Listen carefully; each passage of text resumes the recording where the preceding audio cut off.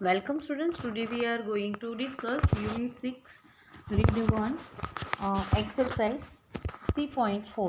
વિદ્યાર્થી મિત્રો અગાઉના વિડીયોમાં આપણે C.2 અને C.3 જોયું.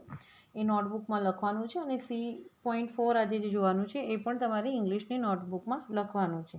અહીંયા C.4માં છે tick mark the nearest meaning of the sentence. Okay, nearest મિનિંગના સેન્ટેન્સ જે હોય, જે આપણને ક્વેશ્ચન પૂછ્યો છે એના રિલેટેડ આપણને 3 ઓપ્શન આપ્યા છે. એમાંથી જે એના મિનિંગને મેચ થતો હોય એની સામે આપણે ટીક કરવાનું છે. તો it is to be a fight to finish and I want no quarter. બરાબર છે. તો અહીં કહે છે કે it is to be fight to finish, એમ કે તો લડાઈ ઝઘડાનું બંધ થશે. And I want to quarter. બરાબર છે. તો ટોટલ રિવોલ્યુશન એટલે કે રિવોલ્યુશન એટલે ક્રાંતિકારી. I do not want a partition કે ભાગ પાડવાનું નથી કહેતી. It is what has never happened it. બરાબર છે. તો 3 ઓપ્શનમાંથી રાઇટ આન્સર નિયરેસ્ટ મિનિંગ આપણને લાગશે ટોટલ રિવોલ્યુશન. નેક્સ્ટ છે workers have no enemies except their master. તો worker think that master are their enemies. Workers ક્યારે એવું નથી સમજતા. Master have no enemies. The ultimate welfare of the workers is damaged by the masters only. બરાબર છે. તો right nearest meaning આપણે third વાળો આવશે કે the ultimate welfare of the workers is damage by the masters only. બરાબર છે કે લોક કલ્યાણ જેવી લાગણી આપણે વર્કર્સ પ્રત્યે રાખવી જોઈએ. તો આ રીતે રાઇટ આન્સર આપણો રહેશે the ultimate welfare of the workers is damage by the masters only. Next third જોઈએ. O blind vanity of slaves. O blind vanity of slaves.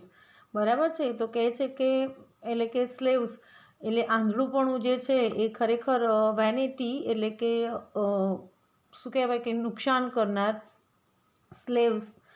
તો જોઈએ વર્કર્સ આર ઓલવેઝ બ્લાઇન્ડ એટલે કે વર્કર્સ હંમેશા આંધળા હોય છે. તો એ આપણો નિયરેસ્ટ મિનિંગ નહીં આવે. It is a very unfortunate that workers are just like slave but they think that they are great. બરાબર છે. It is the unfortunately the workers are just like slave. એવું લાગે છે કે ગુલામ છે but they think that they are great.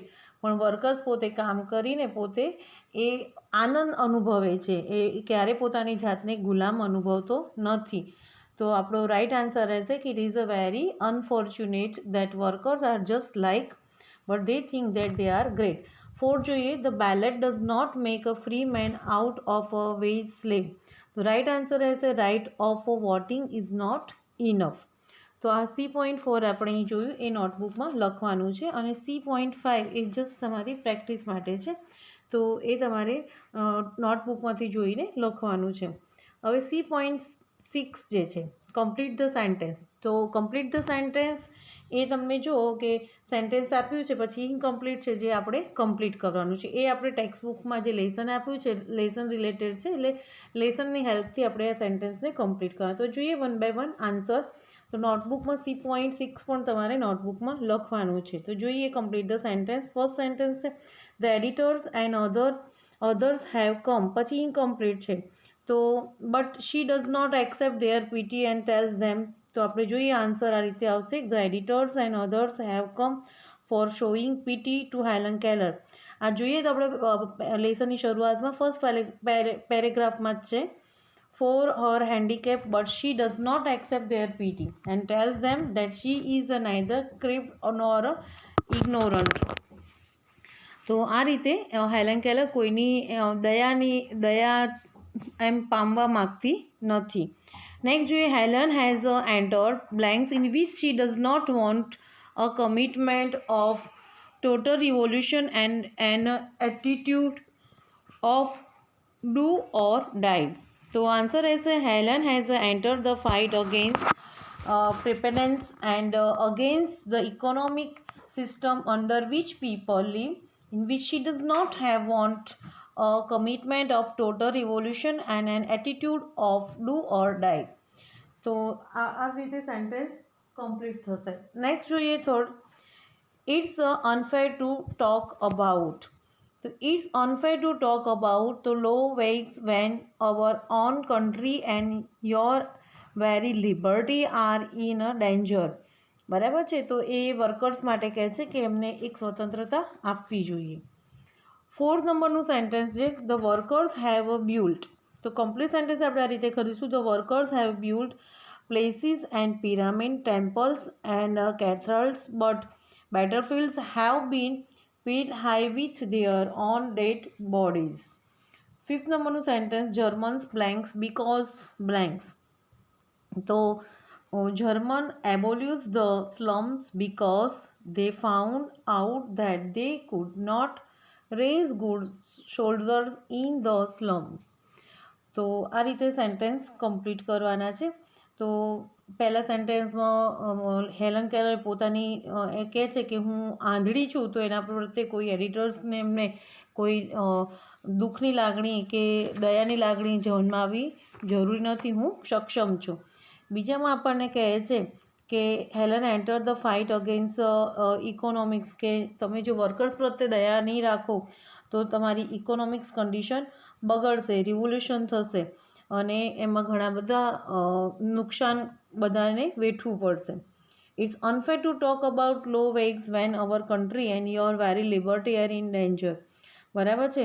તો કહે છે કે જે વોર થતું અટકાવવું જરૂરી છે. 4thમાં કે the workers have built places, અને કહે છે 4thમાં કે વર્કર્સ જો હશે તો જે મોટા મોટા પ્લેસીસ, પિરામિડ, ટેમ્પલ્સ જે કાંઈ છે એ બનાવી શકે છે. તો સાચો હકદાર અને સાચો શ્રેય વર્કર્સને આપવો જોઈએ. અને કહે છે ખાલી બેટલફિલ્ડ, જો લડાઈના મેદાનમાં જોઈશું તો કશું જ મળશે નહીં, ઓન ડેડ બોડી. બરાબર છે. તો માણસની દરેકની ડેડ બોડી, પોતાના વિચારો અને બધું નષ્ટ થઈ જશે. Next German abolishes the slums because they found out. German વિચારસરણી પ્રમાણે 5th સેન્ટેન્સમાં કહે છે કે કોઈ સ્લમ એરિયા હોવો જોઈએ નહીં, બીકોઝ કે દરેક માણસની જે જરૂરિયાતો છે એટલી જરૂરિયાતો દરેકને આપવી જોઈએ. એમના જીવન જરૂરિયાતની જે મૂળભૂત વસ્તુઓ જે છે, રહેઠાણ, ખોરાક અને તંદુરસ્તી, તો આ વસ્તુનું ધ્યાન રાખવું જોઈએ. તો 100% એ નાગરિક સારો જ બને છે ને એ કન્ટ્રીમાં યુદ્ધ થતાં અટકે છે. તો આ રીતે 5 સેન્ટેન્સની અંદર આપણને આખા લેસનનો સારાંશ અહીંયા સરસ આપી દીધો છે. તો કમ્પ્લીટ ધ સેન્ટેન્સ એ 5 સેન્ટેન્સમાં આખા લેસનનો સારાંશ છે. તો આ વિડીયોમાં જે કંઈ મેં મેન્શન કર્યું છે એ તમારી ઇંગ્લિશની નોટબુકમાં લખવાનું છે. આગળ આપણે જોઈશું નેક્સ્ટ વિડીયોમાં. Okay, thank you.